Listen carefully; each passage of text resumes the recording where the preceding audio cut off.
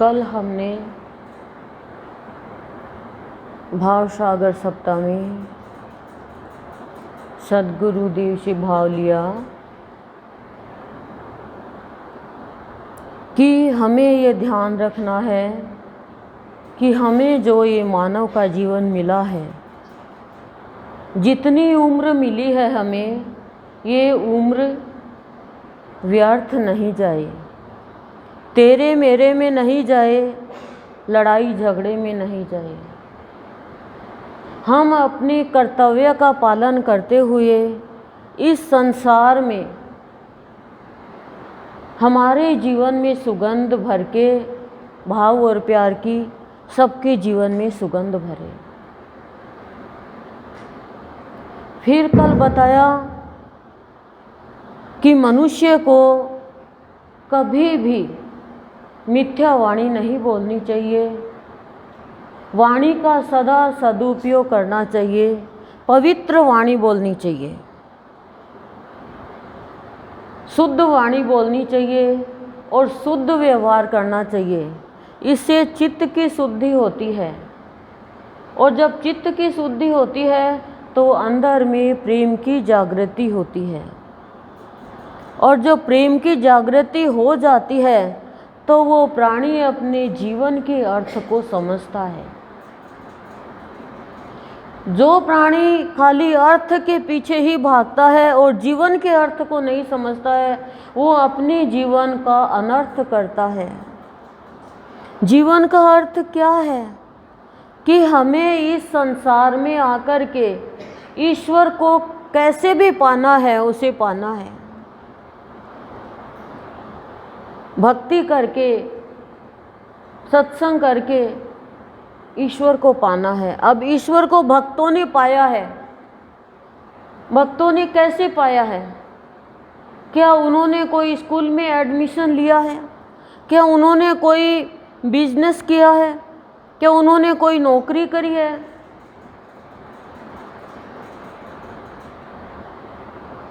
भक्तों ने अपने हृदय को पवित्र किया है। भक्त हमेशा जागता रहता है, वो सोता नहीं है। सोने वाला कौन है? जो काम, क्रोध, मोह, मद, लोभ और ईर्ष्या, द्वेष चाहे जब भी कर लेते हैं। भक्त के जीवन में ये 6 विकार नहीं रहते हैं। तो भक्त की वाणी जब भी कोई सुनता है तो उसे बड़ी शांति मिलती है। एसी में बैठ के भी शांति नहीं मिलती जितनी भक्त की वाणी सुनने से अंदर की बेचैनी खत्म होती है। अभी भी हम भक्त की वाणी सुनते हैं, जैसे मीराबाई के दोहे सुनते हैं, कबीर जी के दोहे सुनते हैं, प्रहलाद की बातें सुनते हैं, तो हमारे अंदर में शांति आती है, हमारे अंदर जागृति आती है। जितने भी भक्त हुए हैं, भक्त है वो कभी भी किसी के साथ भेदभाव नहीं करता है। भेद दृष्टि से तो देखता ही नहीं है वो किसी को, किसी से भी ईर्ष्या नहीं करता है। तो देखो भगवान को पा लेते हैं और भगवान को पाकर के उनकी वाणी में मधुरता आ जाती है। तो लोग कहते हैं कि भक्त की वाणी में इतनी शांति कैसे है, इतना प्यार कैसे है? क्यों? लोग तो ये सोचते हैं ना कि भक्त की वाणी में प्रेम और शांति है, लेकिन भक्त की वाणी भक्त की नहीं होती है। भक्त की वाणी भगवान की वाणी होती है। हम कहते हैं ना ये तेरी भाषा नहीं है। कोई बोलता है तो बता तेरे को किसने सिखाया? वैसे ही भक्त की भाषा, संत की भाषा, भगवान की भाषा होती है। वो अपनी भाषा तो भूल ही जाता है। उसकी भाषा में तो क्या रहता है? रोटी, कपड़ा और मकान, तेरा मेरा, संसार की बातें। भक्त कहता है मुझे सिर्फ आस है तो मेरे प्रभु तेरे ऊपर है। दुनिया को आस होगी अपने परिजनों पे, माँ को आस है पुत्र पे, पत्नी को आस है पति पे, पति को आस है पत्नी पे, और सबको अलग अलग आस बंधी हुई है। डॉक्टर को दिखाने जाते हैं तो डॉक्टर से आस बंध जाती है, कोई पक्की सहेली होती है तो उससे आस हो जाती है, पर ये आस तो हमारी निराशा में बदल जाएगी।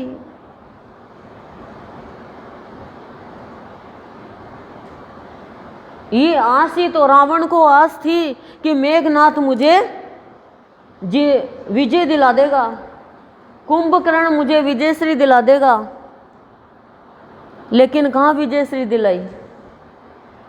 क्योंकि कितनी भी चाहे शक्ति मिल जाए मनुष्य को, लेकिन उसकी शक्ति के आगे सारी शक्ति क्षीण है। हमारे अंदर शक्ति होती तो हम बिना चीनी के ही मिठाई को मीठी कर देते, चाय को मीठा कर देते। क्यों इतनी महंगी चीनी लाते? चीनी कैसी है? मीठा है, मीठा है। भगवान कहते हैं तू मीठा है, मीठा है, लेकिन हमारे अंदर मिठास क्यों नहीं आ रही?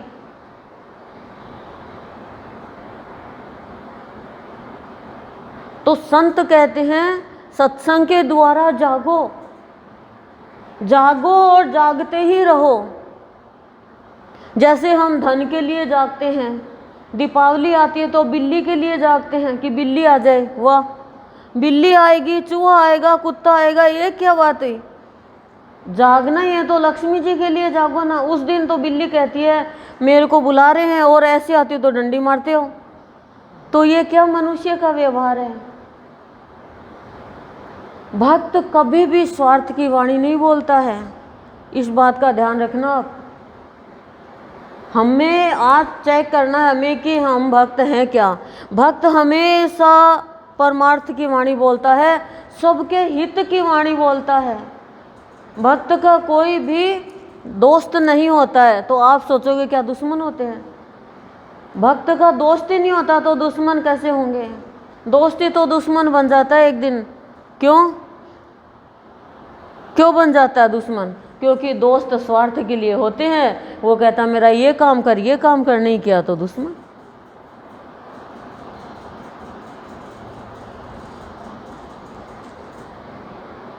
भक्त हर पल अपने प्रभु को याद करता रहता है, और हम भगवान को याद नहीं करते हैं, भगवान से मांगते हैं कि तू ये मेरा काम कर देगा तो मैं तेरा ये काम कर दूंगी।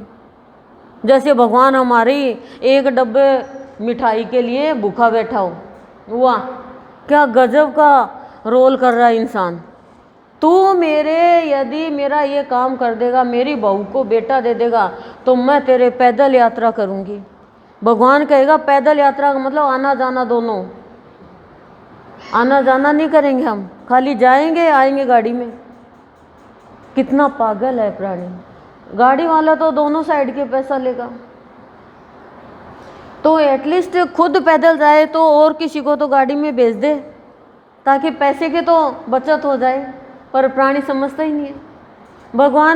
भगवान कहते हैं देख, दिमाग में तीन खाते हैं कि कैसा भोला प्राणी है, बेवकूफ़ है।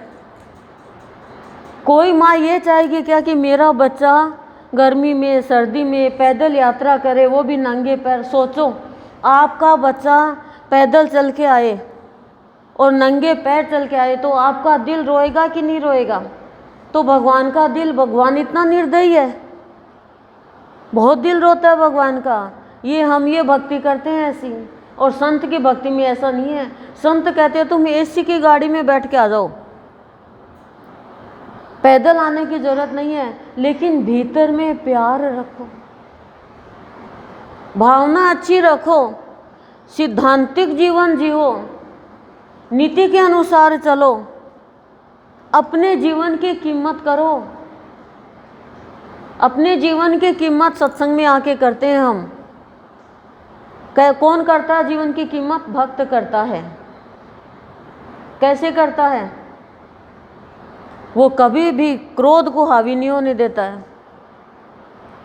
मेरा जीवन कोई क्रोध के में थोड़ी बिक जाएगा। कभी अहंकार नहीं करता है भक्त।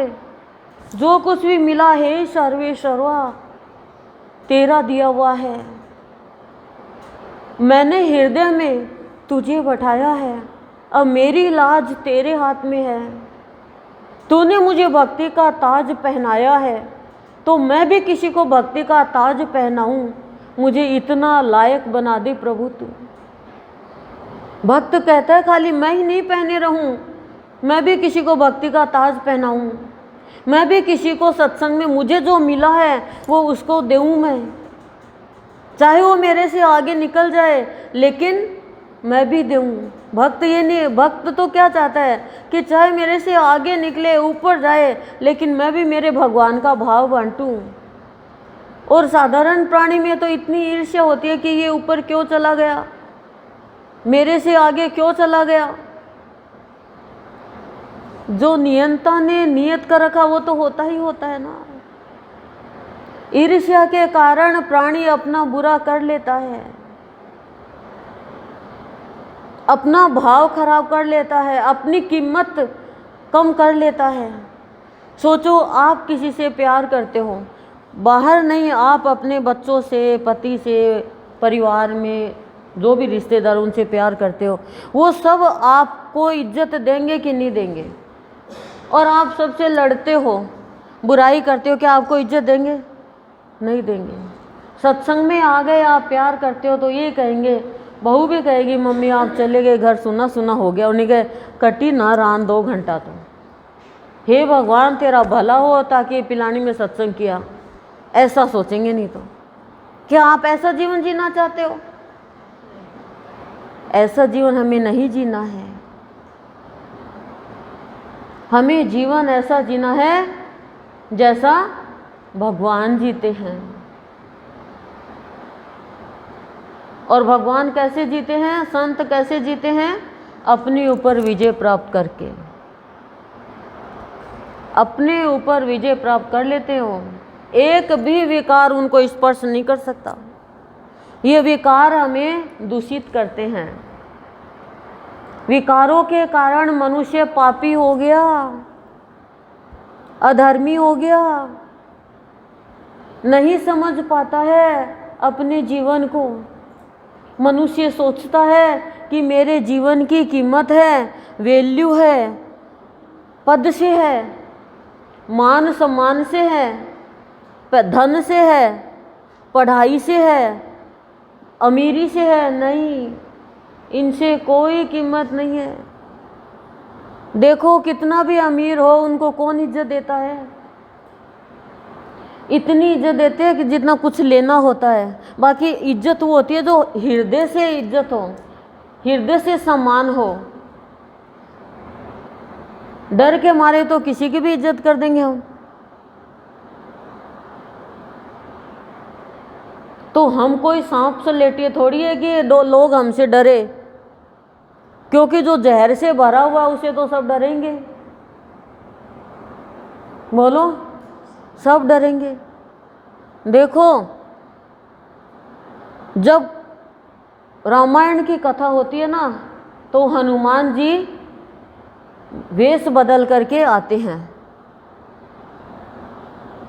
पता नहीं चलता है। लेकिन यहाँ तो प्रत्यक्ष रूप में गुरुदेव बाबा बैठे हैं, जगदीश्वर के रूप में बैठे हैं। आप देखोगे झांकी रही भावना जैसी, पूरा करो, सीख लिया, रट लिया, लेकिन माना नहीं। क्यों हम भावना खराब करते हैं? आप यदि भगवान को श्वास लेता हुआ देखना चाहते हो तो आपको श्वास लेते हुए दिखेंगे। और इतना नैन से मटकारा करते हैं, ये पूछो मत। कभी छोटी आँख, कभी बड़ी आँख, कभी एकदम से आँखें चारों तरफ मोटा मोटा हो जाता है। किसका रूप धरते हैं? मतलब भक्त को भगवान चाहता है कि किस कहीं पर भी वो दृष्टि नहीं डाले, बस मेरे को देखता देखता, निहारता निहारता ही भक्त और अपना जीवन व्यतीत करते।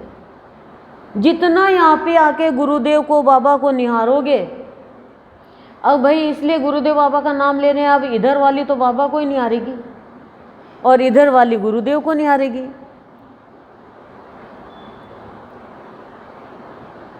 दृष्टि रहेगी हमारी तरफ, कान, लेकिन गुरुदेव को बीच बीच में निहारते रहो। जितना मनुष्य भगवान को निहारेगा उतना अंदर में पवित्रता का भाव आएगा। जैसे हम, पहला बच्चा होता है तो ज्ञान नहीं होता है, तो सासू माँ कहती है बच्चे को दूध पिलाए तो ना उसका मुंह मत देखना, उसका पीछे से ऐसे देखना तो मोटा हो जाएगा वो। माँ निहारती है, देखती है। बंदरिया भी देखो दूध पिलाती है तो कैसे निहारती है अपने बच्चों को, ऐसे भगवान को निहारो। कृष्ण रूप में देखना चाहोगे तो बांसुरी बजाते हुए दिखेंगे, शिव रूप में देखना चाहोगे तो सर्प लपेटे हुए नजर आएंगे, और राम रूप में देखना चाहोगे तो राम के तो अनेक रूप है। कौन से वनवासी के रूप में देखोगे, राजा के रूप में देखोगे, सीता को ढूंढ रहे हैं, विकल हो रहे हैं, उस रूप में देखोगे। हर रूप में हमारे गुरुदेव नजर आ जाएंगे। और छोटे कृष्ण के रूप में देखोगे, लड्डू गोपाल के रूप में उसमें नजर आ जाएंगे। बस भावना पवित्र होनी चाहिए। प्रत्यक्ष रूप में बैठे हैं। अब देखो आप,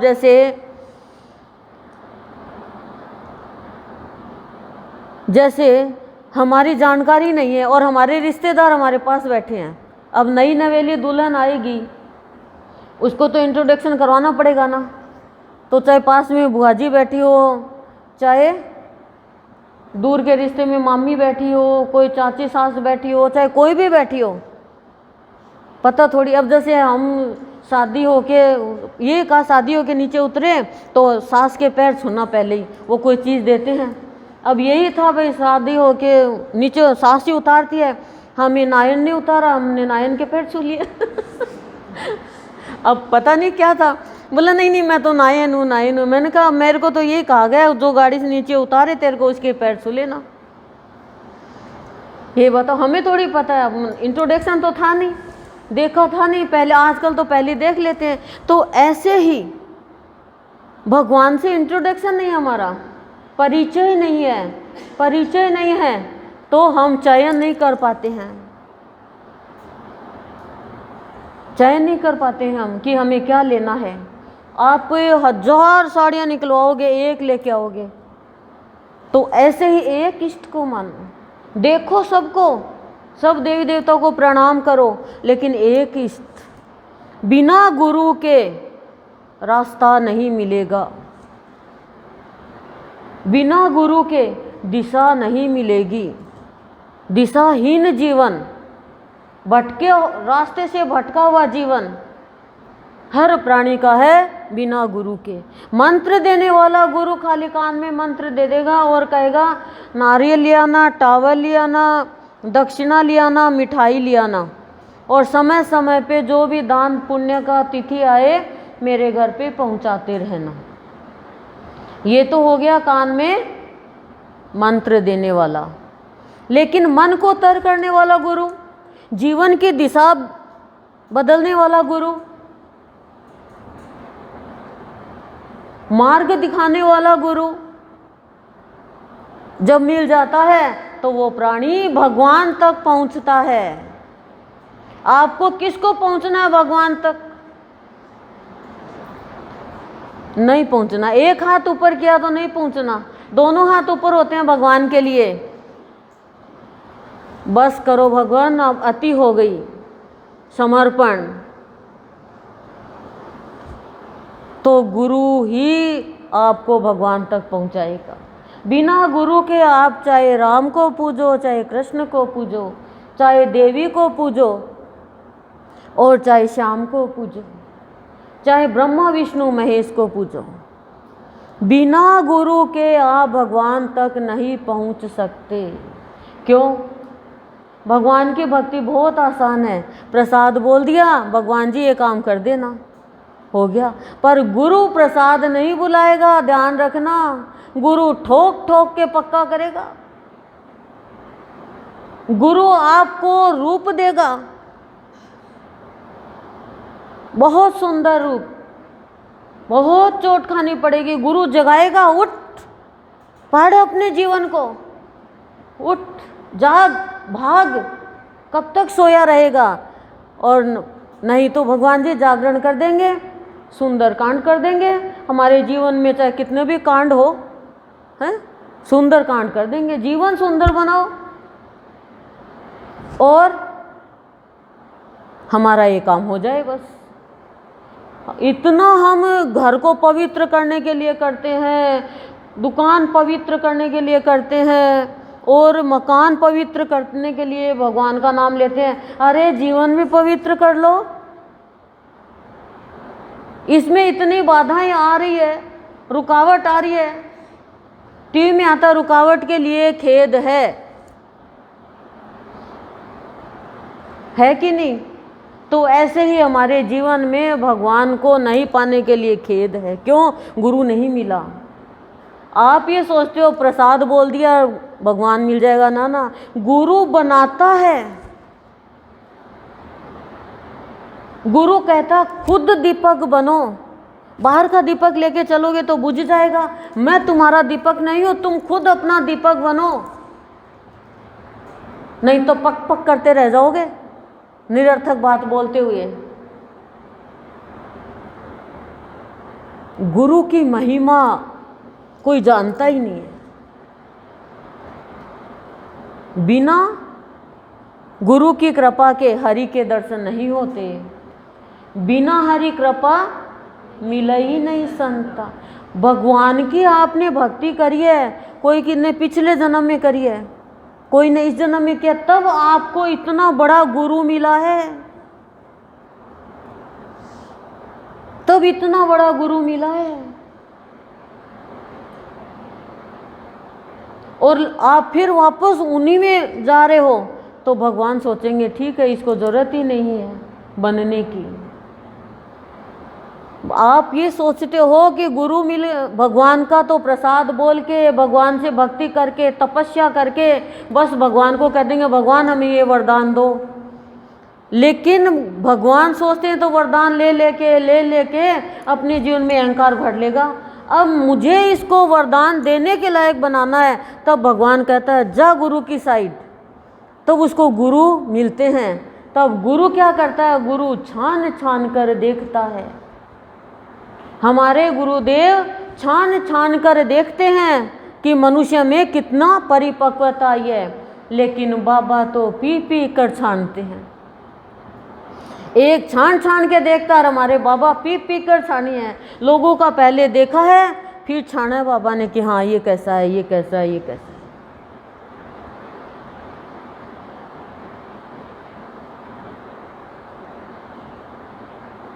और फिर गुरु उसको वरदान देने के लायक बना देता है। लेकिन मनुष्य को तो खाली वरदान ही चाहिए, वर नहीं चाहिए, उसको वरदान चाहिए। वर नहीं चाहिए, पति नहीं चाहिए, पति तो चाहिए ही। तो आत्मा का पति कहाँ है? कौन आत्मा का पति? बताओ तो, कौन है क्या तुम्हारे आत्मा का पति? कौन है? गुरुदेव है। तो सत्संग में आती है गुरुदेव, नहीं तो आत्मा का पति कहाँ हुआ? राम जी के गए, राम जी है, कृष्ण के, कृष्ण जी। कितने पति बनाओगी?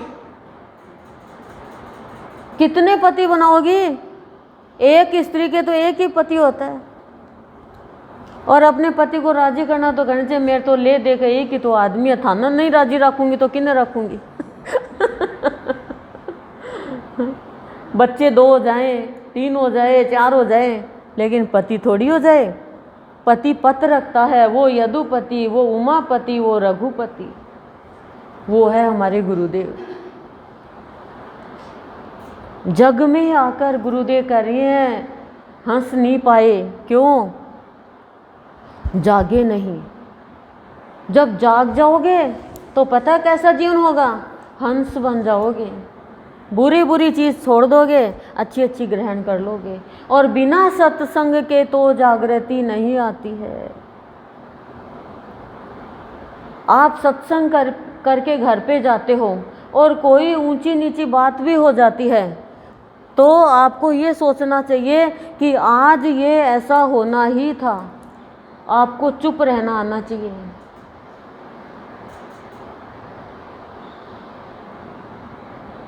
और चुप्पी में बहुत मज़ा है। लेकिन जहाँ अन्याय होता वहाँ चुप हो जाओगे तो फिर बार बार मृत्यु लोक में आना पड़ेगा। फिर मनुष्यता नहीं है उसकी। तो मनुष्य के अंदर में प्रेम का तत्व प्रकट होता है सत्संग के द्वारा। और जब प्रेम तत्व प्रकट होता है तो वो अपने जीवन में देख पाता है कि मेरा जीवन है वो कितना पवित्र हो गया। उसकी वाणी में आकर्षण आता है, शुद्धता आती है उसकी वाणी में, पवित्रता आती है। फिर वो बोलता नहीं है, खाली करके दिखा देता हो। हम तो बोलते तो बहुत है पर करते कुछ भी नहीं है। सोचो आप घर पे ये कह दो कि आज मैं बच्चे को कह दो आज बेटा ये बनाऊंगी ये बनाऊंगी ये बनाऊंगी, और आप बातों में ही लगे रहो तो बेटा क्या कहेगा, मम्मी कितना आपने इतनी चीज़ बनाने के लिए गई, कुछ नहीं बनाया। तो नहीं बनाया तो क्या करेंगे, बेटा भूल गई आज तो मार्केट से मंगा लो, ये लो। बनाया नहीं, बोल दिया खाली बच्चे को खुश करने के लिए। तो बोलने तक की तो भक्ति कर ली, अब डूबने की भक्ति करनी है। बाहर देवी देवताओं की भक्ति बोलने तक की है, गहराई तक जाने की भक्ति नहीं करी हमने। एक कहते ना गुरुदेव की ब्याही से ब्याही मिली, मिले सैन से सैन, लेकिन कंवारी ब्याही मिलेगी तो उसकी बात कहाँ समझेगी वो। अब पहला बच्चा होने वाला है एक लड़की के, और अपनी माँ को कहती है कि माँ तू कहती है बच्चा होता है तो प्रसव पीड़ा होती है, हाँ बेटा तो माँ मेरे को जगा देना प्रसव पीड़ा हो तो। अब उसको पता नहीं पहली पीड़ा में, बोले बेटा मैं क्या जगाऊंगी, तू ही जगा देगी मेरे को, मैं कैसे जगा दूंगी, बोले बेटा पता चल जाएगा।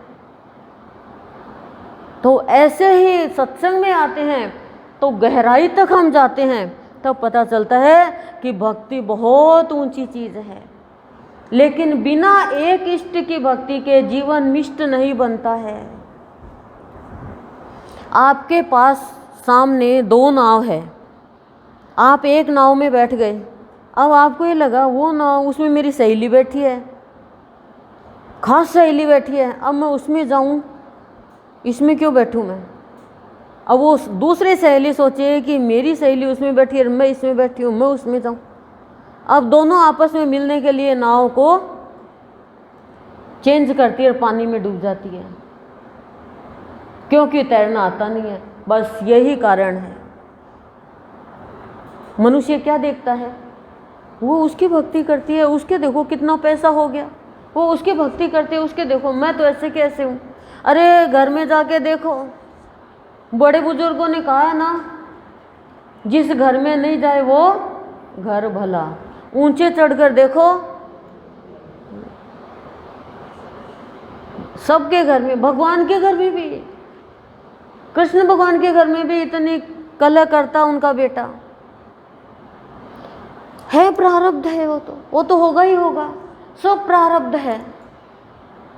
लेकिन सत्संगी वो होता है जो कभी भी असत्य नहीं बोलता है, झूठा आचरण नहीं करता है, जो बात होती है वो सामने ही कह देता है, वो सत्संगी होता है। सत्संग में यही सिखाया जाता है कि कितनी भी भक्ति कर लो, यदि झूठ बोल रहे हैं तो फिर भगवान से दूर होते जा रहे हैं। कल चेतावनी की अमृतवाणी थी, आज भक्ति की चेतावनी की अमृतवाणी।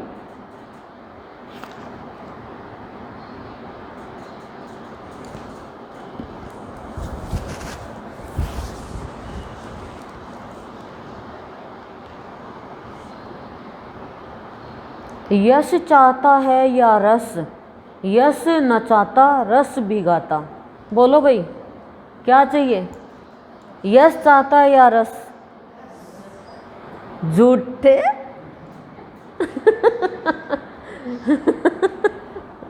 दोनों चीज चाहिए। अभी तो यश चाहिए, नाम चाहिए, प्रशंसा चाहिए, ख्याति चाहिए, शादी करने के लिए भी जाएंगे तो बड़े घर की बहू चाहिए, कोई अनाथ आश्रम से नहीं लाएगी, कोई गरीब घर से नहीं लाएगी। लेकिन शादी ब्याह जन्म मरण ये तो सब प्रारब्ध के अनुसार होता है, हमारी चलती थोड़ी है, हमारी नहीं चलती है। शिशुपाल चाह रहा था, रुक्मिणी चाह रहा था रुक्मिणी की शादी कृष्ण भगवान से हो, लेकिन हुई क्या, कितनी लड़ाई करी, कितना झगड़ा किया रुक्मिणी ने, हैं? शिशुपाल, रुक्मी उसका भाई था ना, शादी शिशुपाल के साथ, शिशुपाल के साथ शादी करना चाह रहा था रुक्मी, उसका भाई। इतनी लड़ाई करी उसने, वो परशुराम का भक्त था, थोड़ी सी शक्ति मिल गई, लेकिन रुक्मिणी ने अपने गुरु के पास जाकर के कहा कि मेरा धर्म संकट में है। एक स्त्री जब एक बार अपने पति का चयन कर लेती है तो फिर वो पराये पुरुष की तरफ भी नहीं देखती। मैं अपना जीवन शरीर शांत करने में कितना टाइम लगता है, तो कहा कृष्ण भी, द्वारिकाधीश भी तुम्हें चाहता है क्या? बोले मुझे नहीं पता वो चाहते हैं नहीं चाहते, लेकिन मैं तो उनको पति रूप में प्यार करती हूँ।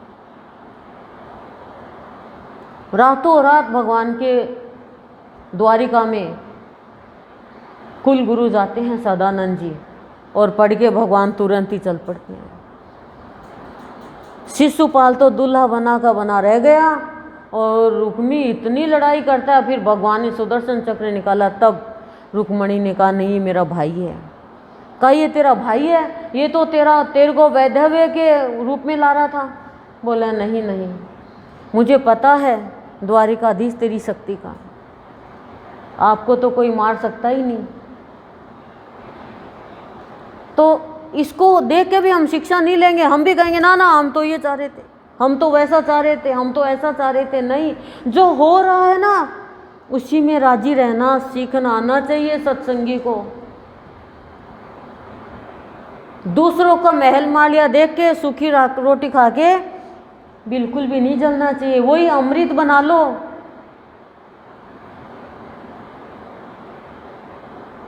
संतोष धन बहुत बड़ा धन है, और वो खाली संत देता है। क्या होगा यदि सिर से लेकर एडी तक गहना पहन लोगे तो रात को तो सो नहीं सकती। क्या होगा सबसे भारी साड़ी पहन लोगे तो रात को तो सो नहीं सकती पहन के, मतलब आराम तो ले नहीं सकोगी। लेकिन भगवान का भाव पहन लोगी गहना बना के तो बैठे बैठे भी आराम मिल जाएगा। इसलिए बाहर के वेशभूषा देख करके मत सोचो कि वो बहुत सुखी है। सुखी तो वो है जिसके अंदर संतोष धन है। तो यश क्या करता है? बाहर का यश, बाहर की ख्याति, बाहर का दिखावा मनुष्य को नचाता है, और रस मिल जाएगा भक्ति का, प्यार का, भाव का, तो वो भीग जाएगा। रावण के जीवन में क्या था? आराम नाम की चीज ही नहीं। क्यों?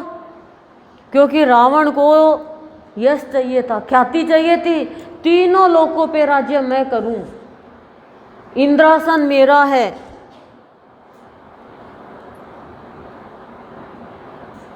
शिव जी की स्वर्ण नगरी भी मांग ली।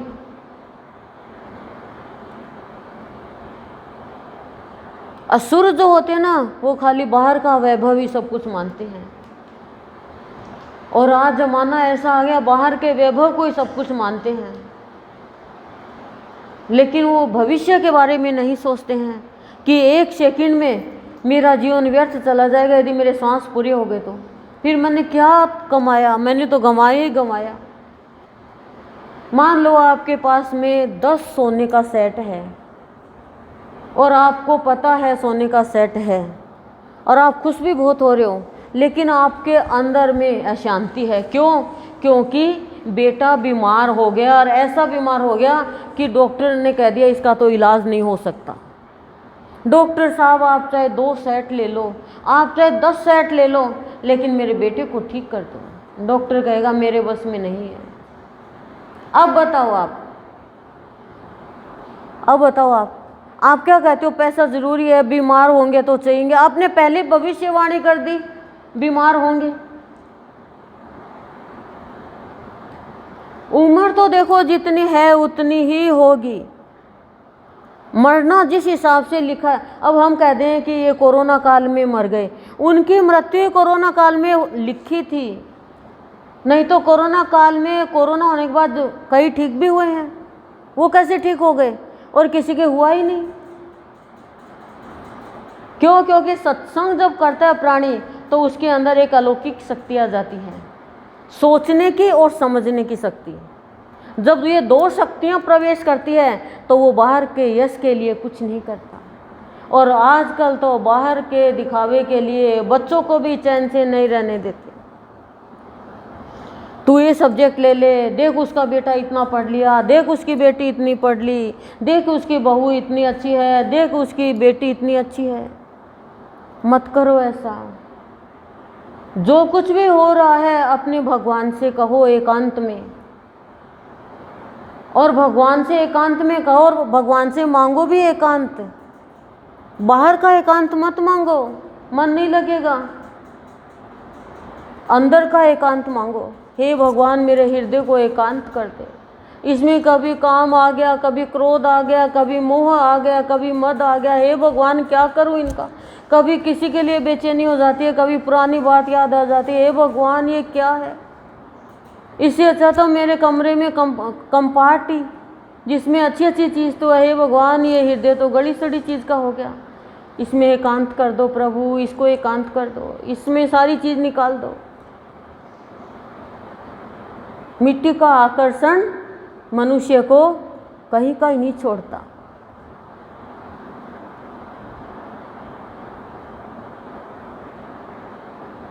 जब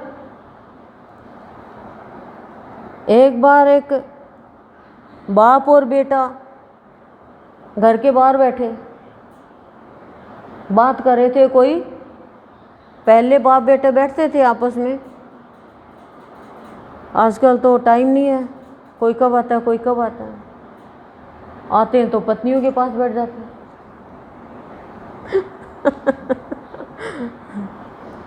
तो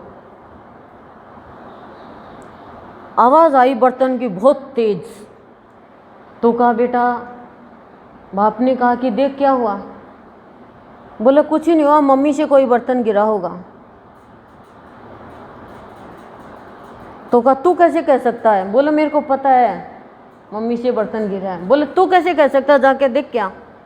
देख क्या है तो एक कांच का, पहले भांड बोलते हैं अब जार बोलते हैं, जैसे वो गिर गया टूट गया। तो कहा क्या हुआ? तो पहले के लोग बीननी बोलते थे। तो बोला वो बीननी से बीननी बोली उसकी कि उसके मम्मी से, माँ से ये भांड गिर गया टूट गया। तो वो आके बोला अपने पिता को कि मम्मी से भांड टूट गया। बोला तेरे को कैसे पता चला? तेरे क्या छठी इंद्री जग गई? बोला नहीं पिताजी, मम्मी से गिरा तो शांति थी घर में। समझ गए होंगे आप। ऐसा जीवन जीते हैं हम तो। बेटी आती है ससुराल से दीपावली के पहले दिन, ठीक है, और वो कपड़े चेंज करके आती है, भाभी चाय लेके आती है, अब वो ट्रे भिड़ गई। तो माँ कहती है बेटा लगी नहीं ना तेरे, कोई दिक्कत नहीं है बेटा, कोई दिक्कत नहीं है, और आ जाएगा कप सेट, और आ जाएगा, बहुत महंगा कप सेट था, और आ जाएगा। दूसरे दिन दीपावली। अब दीपावली के दिन फिर और कोई मेहमान आ गए, तो बहू लेके आ रही है चाय, पता नहीं कैसे क्या हुआ और गिर गया, चाय का कप टूट गया। दीपावली के दिन अब शकुन कर दिया, तेरे को शर्म भी नहीं आती, तेरी माँ ने क्या सिखाया? अब सोचो कल की बात बेटी से टूटी तो कोई बात नहीं, और बहू से टूटा तो अब सुकून हो गया। सत्संग में आके हमें ये सिखाते हैं कि जैसी बेटी है वैसी ही बहू है, बशर्ते बहू अपनी सास को माँ माने।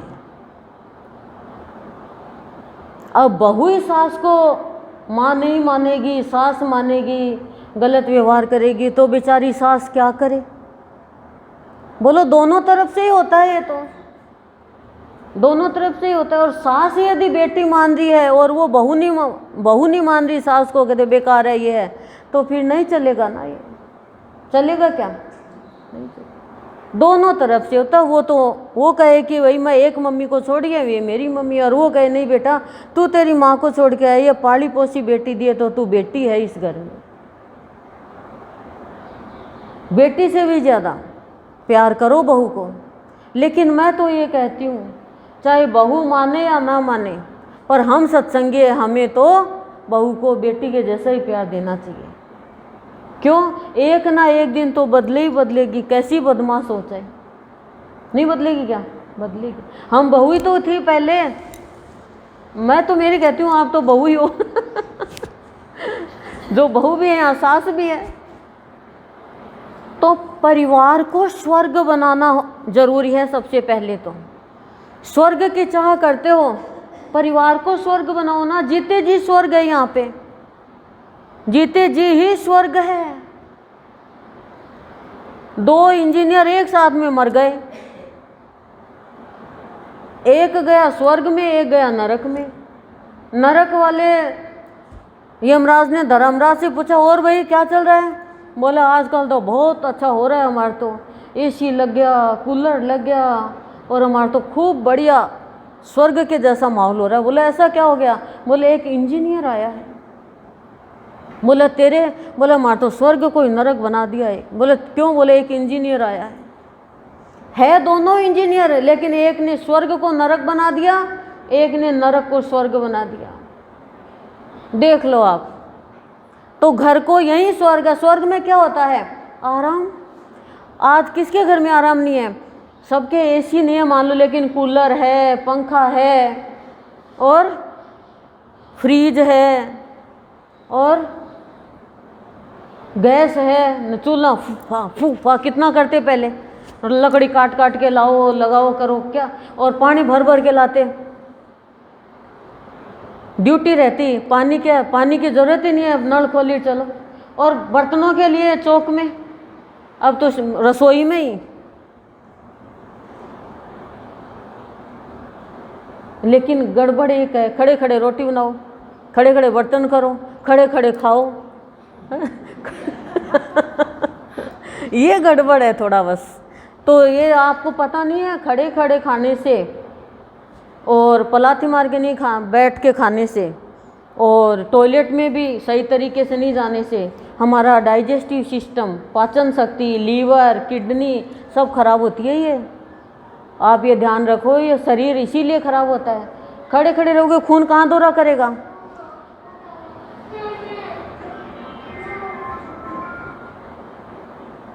बोलो।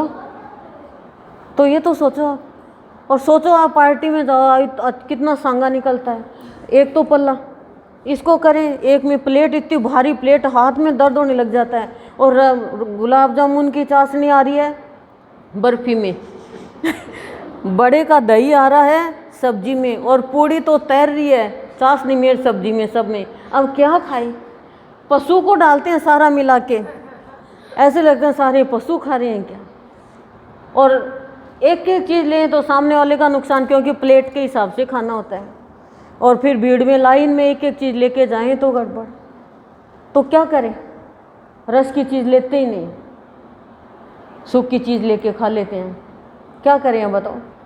सांगा निकलता। बैठ के खा लो अपना, वही कोई कहे देख बैठ के, भैया कोई कहे चाहे शांति से। तो अन्न तो पूजा होती है, पेट की भी तो पूजा होती है, भगवान की पूजा होती है। ऐसी इतना मेकअप किया, इतना तैयार किया, और फिर एक राज बहू में लिया और वो फोटोग्राफर ने फ़ोटो ले ली। देखो वो भी हमारे लिए इंतज़ार कर रहा। देखो तो सही आप क्या खा रहे हैं, क्या नहीं खा रहे हो। पेट किसी का भी नहीं भरता है। लेकिन चल रहे हैं बस खाली नाम के लिए, खाली ख्याति के लिए। और पहले कितना अच्छा खाना था। और देखो सज्जन गोठ में और मरण भोजन में कोई अंतर रहा क्या?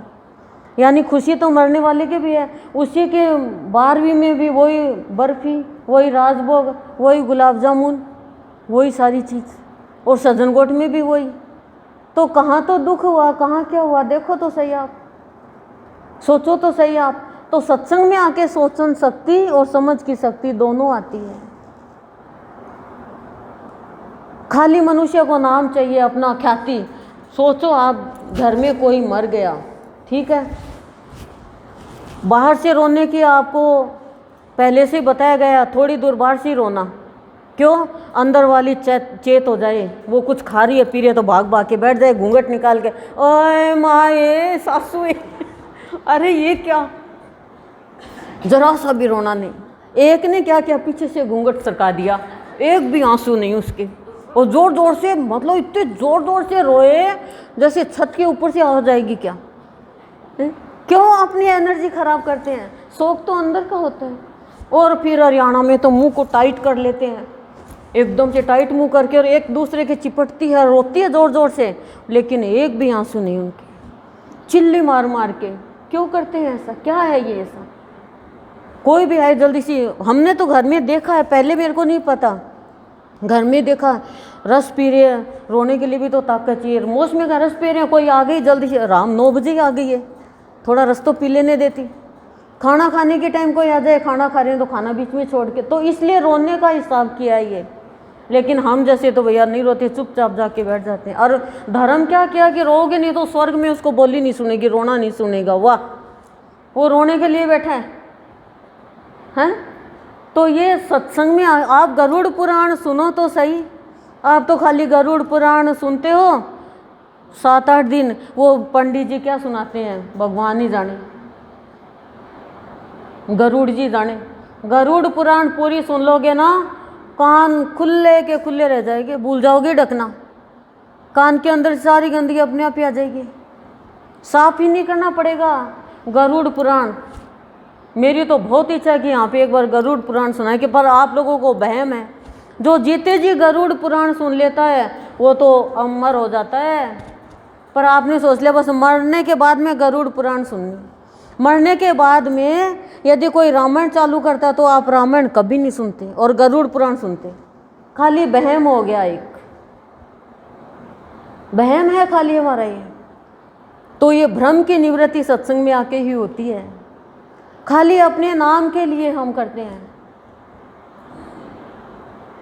ख्याति के लिए। रावण ने अपनी ख्याति के लिए कितना किया, कितनों को सताया, एक दिन भी वो आराम से नहीं बैठा। लेकिन राम एकदम शांति से, एकदम शांति से बैठा है राम। भक्ति करने वाला शांत रहता, क्यों? क्योंकि उसको बाहर की ख्याति नहीं चाहिए। दुनिया क्या कह रही है उसको कोई मतलब नहीं है, वो अपना भगवान की आज्ञा अनुसार चलता है। आप कोई रामायण पढ़ती तो रामायण के मुताबिक तो चलो। आप भागवत इतनी सुन चुकी, इतनी भागवत सुन ली, और उसमें सबसे पहले धुंधकारी और गोकर्ण की कथा आती है। लेकिन आज किसे पूछें तो ना वो धुंधकारी था, हम धुंधकारी बने हुए हैं इसका नहीं पता है। संत ने कहा मत मांग तो पुत्र, बोले ना ना चाहिए मेरे को तो, और उसने ऐसी हालत खराब कर दी उनकी और खुद भी प्रेत बन गया। याद आ गई धुंधकारी की कथा? या बताएं? बतानी है तो कल बताएंगे धुंधकारी की। थोड़ी जिज्ञासु भी तो बनो, क्योंकि धुंधकारी की कथा भक्ति में जोड़ेंगे। कल भक्ति का है तो ये मान लो आप भक्ति के लिए तैयार होना है आज आपको, और कैसे भक्ति के लिए तैयार होना है वो भी बताएंगे। रोटी बनाने के लिए तैयारी करते हैं ना, सब्जी है, आटा है, पानी है, मसालदान है, पहले से ही रख देते हैं। आजकल तो नहीं रखना पड़ता, रैक में से लिया डाला, रैक में से लिया डाला। पहले तो तैयारी करनी पड़ती थी। सत्संग करना भगवान से मिलन की तैयारी है। लेकिन भावना अच्छी होनी चाहिए भैया। किसी के भी प्रति बुरी भावना मत रखो। आपके साथ कोई रखता है तो रखने दो, आप मत रखो, तो आप भगवान के प्यारे बन जाओगे। आपको कोई गाली भी दे रहा तो पल्ला करके ले लो, ला दे दे, तू खुश है ना, गाली से कुछ ही नहीं बिगड़ेगा। आप दोबारा दोगे गाली तो भैया आपका कर्म खराब हो जाएगा भैया, इस बात का ध्यान रखना। तो क्या चाहिए, भाव भक्ति का जो रस में डूब गया मीराबाई के जैसे, फिर उसको चाहे कुल कलंकिनी कहे, कुल नासिनी कहे, कुछ भी कहे, चाहे कोई फर्क नहीं पड़ता। जो डूब गया वो तो डूब गया। प्रहलाद तो डूब गया और हिरण्यकशिपु कह रहा मैं भगवान हूँ, मुझे भगवान मानो। उसको ख्याति चाहिए कि मेरे को माने सब, ऐसे थोड़ी माना जाता है। अब बर्फ कह दे मेरे को तो दिसंबर में भी, और पियो आप डाल डाल के, कोई नहीं पिएगा। समय समय पे वैल्यू होती है सबकी। आगे कह रहे हैं देह तक संदेह और भीतर गेह है। देह तक संदेह है और भीतर गेह है। बाहर जो देह दिखती है ना, संदेह में है ये इस जाति का, इस जाति का, इस जाति का, लेकिन भीतर में तो भगवान है। बाहर के इस घर को देख करके तो संदेह कर लोगे कि ये गरीब है, ये अमीर है, ये अच्छा है। अब जैसे आपको मैं बताती हूँ कि पांडव है वो क्षत्रिय है, ठीक है, पर वो ब्राह्मण का वेश धर के द्रौपदी के स्वयंवर में जाते हैं। क्यों? क्योंकि वो लाक्षागृह से निकले तो अपना वेश छुपा रखा था। तो बाहर का घर उनका क्या था? ब्राह्मण का वेश था। भिक्षा मांगते थे वो। लाक्षागृह में जलाने की कोशिश करी थी ना, किसने करी थी? दुर्योधन और शकुनी ने। लेकिन भीतर से क्षत्रिय है। तो सबने कहा कि ये कैसे क्षत्रिय धनुष चलाता, धनुष बाण ये कैसे चलाएगा? लोगों ने बाहर के वेश को देख लिया, भीतर के वेश को नहीं देखा। सबके भीतर में ईश्वर है। भीतर के विचार, भीतर की भावना, भीतर के भाव कोई नहीं देख पाता है। बाहर बाहर का ही सब देख लेते हैं और बार बार देख करके कहते हैं वाह ये तो बहुत अच्छा है। रावण का बाहर का वेश क्या था? रावण ने धोखा किया था, बाहर का वेश बना लिया था ऋषि का, और भीतर में क्या था? रावण। भीतर में रावण था। सीता मैया ने यही तो हमें शिक्षा दी कि वेश पे मत जाना, भीतर का भाव गुण कैसा है। एक तो ये बाहर का घर है हमारा, और एक हमारे भीतर का घर है। भीतर का घर किसी को भी नहीं दिखता। हमारे गुरुदेव के शरीर को देख के सबने संदेह कर लिया, भीतर में किसी ने नहीं देखा गुण। संतों की तो गुणों से पूजा होती है, नाम से थोड़ी पूजा। अरे इसका नाम तो बहुत बड़ा है, इसके तो बहुत ख्याति है, लेकिन भीतर में विकार है। झांकी रही भावना जैसी, प्रभु मुरे देखी तीन तैसी। गुरुदेव में लोगों ने अवगुण देख लिया, अभाव देख लिया, तुच्छ मान लिया। कुछ लोगों ने गुरुदेव को जाना, तो आपके इस घट रूपी घट के अंदर कौन है, इतना ज्ञान जब ले लोगे तो किसी में भी भेदभाव छुआछूत नहीं करोगे। क्यों? क्योंकि भगवान ने शरीर सबका एक ही बनाया है। ब्रह्मा जी ने क्या कहा? एको हम बहुश्यामी। मनु और शतरूपा एक जोड़ा बनाया ब्रह्मा जी ने अपने अंदर से ही, और उन्हीं से पूरा ये संसार बढ़ा है। तो तभी तो कहते हैं हर प्राणी ब्रह्म का रूप है। वही ब्रह्मा, वही विष्णु, वही महेश, तीनों एक है। पर हमने भेद डाल दिया। हमने क्या कह दिया? बायां हाथ शुभ नहीं है, दायां हाथ शुभ है। अब हम किसी के घर गए, उन्होंने ये भेदभाव कर रखा था, कर्मकांड में फंसे हुए थे, दोनों हाथ जोड़े। हमने कहा भैया अशुभ हाथ को अलग करो, आपका ये हाथ अशुभ है तो इसको अलग करो। अब एक हाथ का तो थप्पड़ हो गया, बताओ, काट के फेंक दो फिर, बायां हाथ खराब है तो। बायां अंग सबसे अच्छा है, बाम अंग में विराजो। बताओ, और बाम लगाते रहो, सिर में दर्द हो जाए तो। एक भी अंग खराब नहीं है। खराब वो प्राणी का जीवन है जिसके अंदर बुरी भावना है, जिसका व्यवहार खराब है, जो छल कपट रखता है अंदर में। बाकी कोई अंग खराब नहीं है। हम तो बाएं हाथ से खाते हैं, बाएं हाथ से लिखते हैं, तो क्या हम बाएं हाथ काट देंगे तो हम तो दाएं से कर नहीं सकेंगे? बोलो, किसी ने कहा कि नहीं बाएं से लिखती है ससुराल में वो बदनामी हो जाएगी, दाएं से लिखवाना चालू करो। अब पुराने बुजुर्ग तो दाएं से लिखाना चालू किया।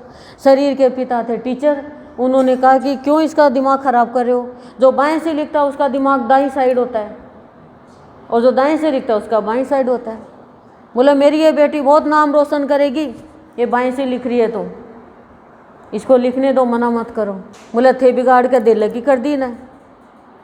फिर घर में ऐसे यही बात चलती है, नहीं चलती क्या? सब कहते हैं, 1 मिनट में कहती है ये मम्मी जो होती है ना ये, लेकिन पिता बेटी को नहीं कहते कुछ नहीं। तो ये मत सोचो बायां हाथ दायां हाथ खराब है क्या, ये मत सोचो कि साकार निराकार अलग अलग है क्या, वही साकार वही निराकार है।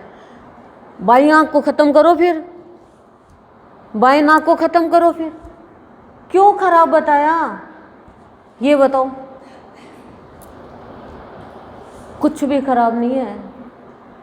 भगवान को रोम रोम में भगवान को देखो। गुरुदेव से प्रार्थना करी कि भगवान ये शरीर आपने बनाया और हम तो बाहर भगवान को देख रहे हैं। तब गुरुदेव ने कहा आप 33 कोटि देवी देवता को मानते हो, आपके हर एक रोम में देवी देवता है, हर रोम में। आप देखो कई बार अच्छा काम होता तो आपके रोम खूब खड़े हो जाते हैं, वो देवी देवता खुश होते हैं। चारों धाम आपके पूरे शरीर में हैं और सारे तीर्थ आपके अंदर है। इतना ऊंचा ये है मनुष्य का शरीर, और ब्रह्मा विष्णु महेश तीनों है हमारे अंदर, पर हम देख ही नहीं पाते। हम तो कहते हैं मैं ब्राह्मण हूँ, मैं बढ़िया हूँ, मैं माड़ी हूँ, मैं खाती हूँ, मैं चमार हूँ। अरे काहे जाति को लेके बैठ गए? जाति जाती रही, ख्याति पछताती रही। जब गुरु के दर्शन मिले, जब गुरु के दर्शन हुए तो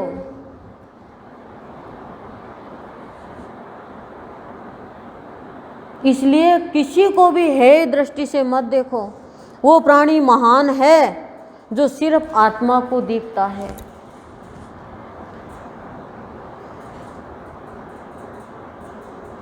नीर बहता पीर बहती। जब मनुष्य के जीवन में संदेह हट जाएगा, भ्रम दूर हो जाएगा, भीतर में ज्ञान हो जाएगा। जैसे सती का संदेह हट गया, राम जी के पास में गई थी, आप सबको पता ही हो। तो सती को संदेह हो गया था ना कि ये राम भगवान कैसे हो सकता है, ये अपनी पत्नी के लिए ऐसे रो रहा है। तो जो भगवान संत इस धरा पे आए हैं उनको जीने का अधिकार ही नहीं है क्या? शादी करने का अधिकार ही नहीं है, बच्चे करने का अधिकार ही नहीं है, कोई अधिकार नहीं, खाली हम साधारण प्राणियों को ही है। भगवान ने जी कर दिखाया है कि माया तो सबके ही जीवन में आती है। ये मायावी संसार है। भीतर में तो ज्ञान था ना, बाहर में लोगों ने संदेह कर लिया।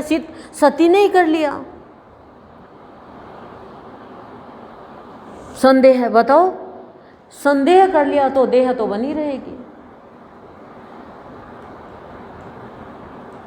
जैसे ही पता चला कि यही राम है, कैसे चला? सीता का रूप धर लिया। सीता का रूप धरा तो श्री राम ने कहा माता आज ये कौन सा रूप धर लिया? पत्नी का रूप धर लिया।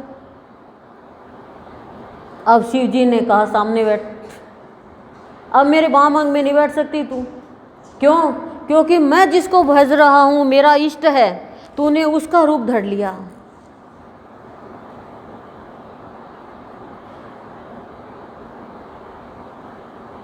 ध्यान में समाधि में चले गए शिव जी। तो अच्छा ये मत सोचना अब ये गलती की है क्या, ये पहले से ही फिक्स था, ये होना ही था, ऐसा सिखाया दिखाया ज्ञान दिया है सती ने।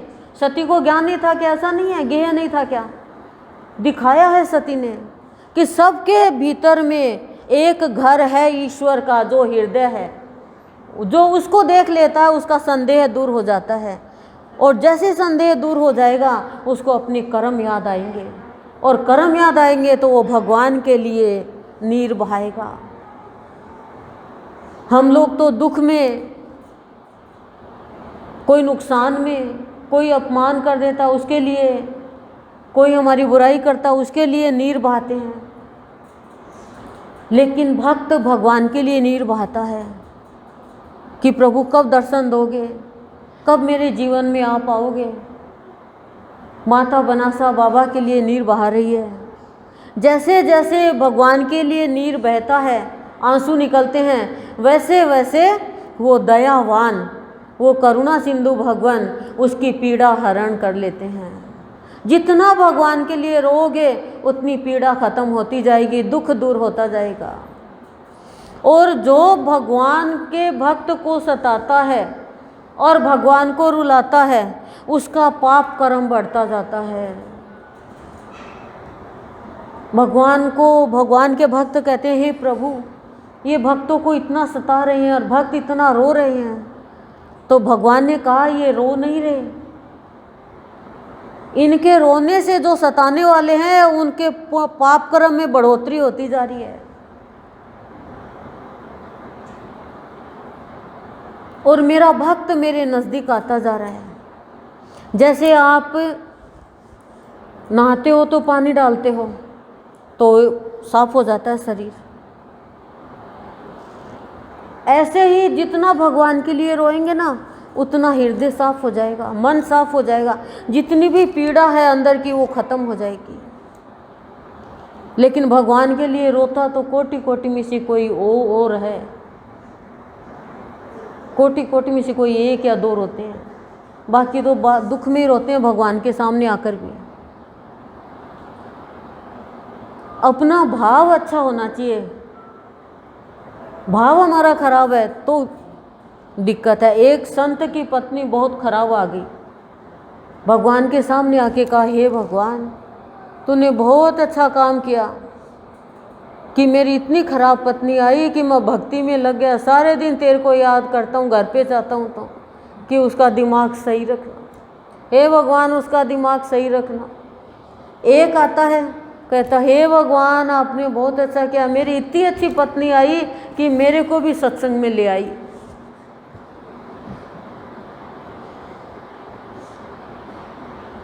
दोनों ने भाव ले लिया ना, नहीं तो क्या ऐसी पत्नी आई पीछे पड़ी रहती है सारी थी, एक ऐसी पत्नी आई दिमाग खराब रहता है, अब भाव ले लिया। हर चीज़ में भाव लो। सब्जी बनाई नमक ज़्यादा हो गया, कैसी बनी? बहुत अच्छी बनी, बहुत अच्छी बनी, खाएगी तो पता चल जाएगा नमक ज़्यादा है, कल दूसरे दिन अच्छी बनाएगी। और नहीं कहे क्या सब्जी बनाई है ये नमक ज़्यादा बना डाल दिया, मिर्ची डाली नहीं, कुछ सीखा भी नहीं क्या तूने, तो दूसरे दिन और भी ख़राब बनाएगी कि मैंने तो इतनी मेहनत से बनाई, दो प्रशंसा के शब्द बोल देते तो क्या हो जाता, मैंने मेरी माँ के घर पे थोड़ी बनाई है कोई। और सच्ची में इतनी हालत ख़राब हो जाती है। और अब की लड़कियां तो इतना सीखती नहीं, मान लो क्योंकि पढ़ाई में रहती है। हम आए हमें ही नहीं आता, चक्की नहीं आती कहती है चक्की जमाओ, अब चक्की चाशनी नहीं आती, खीर नहीं आती, सब्जी रोटी आती खाली, और कुछ आता ही नहीं। घर पे जाके कहा हमें कुछ तो बताते। और फिर हम दोनों सास बहू साथ में खाना खाती, तो मेरी सास तो खा लेती 4 रोटी 1 सेकंड में, और मैं तो धीरे धीरे खाती, आधी रोटी खाती उसके 4। तो कहती मैं बाद में ना और वो करूं, जुगाली करूं। अब मुझे नहीं पता गाय जुगाली करती है क्या, उगाड़ी सारू हाँ, अब मुझे क्या पता गाय, मेरे को पता नहीं गाय उगाड़ी सा, मैं पीर में जाके बोल दी भाई मैं तो साग खावा, मेरी सासू तो उगाड़ी कर रखते कि तेरी सासू गाय है के। मैंने कहा गाय का क्या मतलब हुआ आपका, अब हम शब्द नहीं समझते तो गाय का क्या मतलब हुआ। तो बोले बेटा गाय उगाड़ी सारे हैं। तो मैं बोली सासू ने ऐसे क्यों कहा, बोले वो मजाक कर ली और तूने मान लिया। अब शब्द नहीं समझे तो क्या करें बताओ। तो ऐसे ही जब हम भक्ति में लगे रहते हैं तो हम ये सोचते हैं कि ये तो गुरु को मानते हैं और किसी को मानते नहीं। अरे इनमें तो थक गए मान मान के। अब एक को मान के चलो, अंदर में तैयार करो, इमारत तैयार करो, ये शरीर की इमारत। सूक्ष्म तत्व को जानो कि आपको जिंदा रखने वाला कौन है।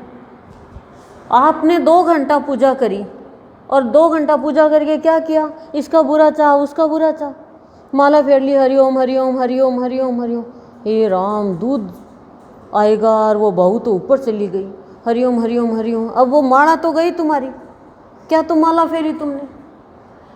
फोन की घंटी आ गई, सुंदरकांड कर रहे हैं, हनुमान चालीसा कर रहे हैं, हे भगवान हनुमान जी घंटी आ गई, छोरी की तो नहीं आ गई। उठ के हनुमान जी को समर्पण तो नहीं करेंगे, भगवान तूने कराया है क्या घंटी आई, मम्मी भाई की तुम्हारा फोन कौन दे सका जी तू बताओ। पूजा करे बाद में ले कर लेती। दूसरे दिन फिर घंटी आई, तब आ गई पड़ोसन की और उसने ला के दे दिया मोबाइल। लड़की को है। बोला पड़ोसन को, बोला मेरी पूजा तो पूरी कर लेने देती। अब बहू बोली मम्मी मैं क्या करूं, मेरे को समझ में नहीं आया। अब वो क्या कहे बताओ, हमारा ऐसा स्वभाव है। फिर तीसरे दिन आ गया जमाई का फोन। अब जमाई का आ गया तो उसने नहीं दिया, तो बोली किसको फोन आया, बोला जमाई को। बोला तो ने देना चाहिए तो कभी कह रहे हो देना चाहिए, कभी कह रहे हो नहीं देना चाहिए, मेरे को बता दो किसको क्या क्या करना आपको। तो तीसरे चौथे दिन मोबाइल को चुपके से सास के पास ही रखा ही, बोले मम्मी आप देख लेना। सच्ची बात बता रही हूँ आपको, ये हम ऐसा करते हैं, हमें पता नहीं चलता है। और सही है, देखो मैं तो ये कहती हूँ बच्चों का फ़ोन आए अटेंड करो, बाकी किसी XYZ का है तो बाद में बात कर लो। क्यों XYZ का है तो हाँ थोड़ो जावन है के। आप बताओ हाँ तो क्या की सब्जी करी आज, थोड़ी सब्जी मेरी भी कर ली है। अब इसके लिए फ़ोन किया, अब बच्चों को पैदा किया है, पाला है, पोसा है, उनका फ़ोन तो अटेंड करना ही चाहिए। हमारा तो गृहस्थी का सत्संग है, चाहे हम सत्संग कर रहे हैं, संतमणि कर रहे हैं, लेकिन ये नहीं है कि फिर कर लिया तो आलतू फालतू बात करने लग गए। कभी भी बेटी को गलत शिक्षा नहीं देनी चाहिए, अच्छी शिक्षा दे के रख देनी चाहिए। बस फिर कहना चाहिए कि बेटा ये टाइम मेरी पूजा की है, तू आगे पीछे फ़ोन कर लिया कर। क्यों बोला। आज हमने किसी को फ़ोन किया, वो बोली तू मेरी, मैं वो सुन रही थी कोई भगवान की बात है, और बोली भगवान की बात सुन रही, बीच में छुटा दी तू फ़ोन करके। तो बोली मुझे थोड़ी पता भगवान की बात सुन रही हो क्या, तो फ़ोन तो बजेगा। ऐसे ही आपके अंदर से भगवान की बात आने लग जाएगी, जब आपके नंबर भगवान के नंबर से मिल जाएंगे। तो भगवान के नंबर है प्यार, भाव, शांति, श्रद्धा, विश्वास, निष्ठा। तो भगवान के लिए जितना जितना हम रोएंगे उतना उतना हमारे अंदर का जो भी मैल है वो साफ हो जाएगा, गंदगी साफ हो जाएगी। बड़े बड़े ऋषि मुनि भी तरसते हैं, रोना नहीं आता है। भगवान के सामने भी और दुख के लिए रोते हैं। भगवान के लिए तो गोपियाँ रो रही है, भगवान रो रहे हैं गोपियों के लिए, सीता रो रही है राम के लिए, राम रो रहे हैं सीता के लिए, आ रहा हूँ सीता मैं आ रहा हूँ। सीता कह रही है यदि 1 महीने के भीतर भीतर नहीं आए तो सीता नहीं मिलेगी। तो देखो भगवान ने कितनी लीला करी है। निर्दोष राम ने, माता पिता ने की थी गलती तो क्यों पिता ने कहा कि मांग ले 2, क्या मांग ले 2 वचन, लेकिन उसने कहा कि नहीं बाद में मांगूंगी। कोई मांगने के लिए गए तो तुरंत ही कह दे भाई अभी मांग ले, बाद में देखी जाएगी, नहीं तो और केक कहीं बन जाएगी। ये शिक्षा लेनी है। हालांकि वो तो फिक्स था। तो सरस्वती जी कह रही, हे प्रभु ब्रह्मा जी, आप तो भाग्य विधाता हो, राम के जीवन में दुख ही दुख लिख दिया। रावण ऐसा कर रहा है राक्षस होकर के, और राम का दोष क्या है, वो तो निर्दोष है। पिता ने कहा सर वो मांग ले तू, फिर भूल गई वचन, और उसने कह दिया बाद में मांगूंगी, और बाद में मांगा। तो माता पिता की गलती और राम क्यों? तो यही तो है, यही तो है राम की भावना। कुछ नहीं कहा, क्यों? क्योंकि भीतर में ज्ञान था कि ये तो होना ही था। पर हम क्या कहेंगे, हो क्यों दिया आपने वचन, मैं तो नहीं जाऊंगा, तुरंत कह देंगे। यह ज्ञान सत्संग में कराया जाता है कि जो भी कुछ घटित हो रहा है पहले से एक एक चीज फिक्स है। फिक्स है कि आपको आज सत्संग में आना है, नहीं आना है तो आप चाहके भी नहीं आओगे। कलश के लिए कितनों ने नाम लिखा है, कल नहीं उठा पाए कलश, तो उनको दुखी नहीं होना चाहिए। उनके होना चाहिए भाई उठाना तो चाह रहे थे लेकिन प्रारब्ध में नहीं था, आगे लेट नहीं करोगे।